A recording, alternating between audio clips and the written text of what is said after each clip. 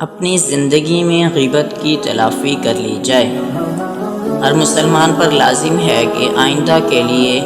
غیبت کرنے، غیبت سننے، تہمت لگانے، گالی دینے، کسی کی نقل اتارنے، کسی کا مذاق بنانے سے اپنی حفاظت کر لے۔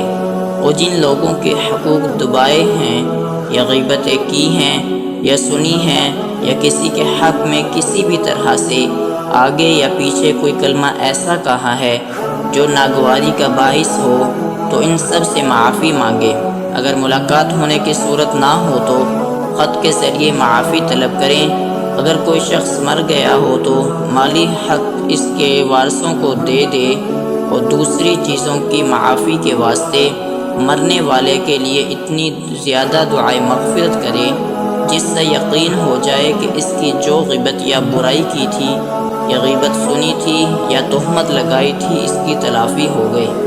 بعض علماء نے یوں فرمایا ہے کہ جس کی غیبت کی یا سنی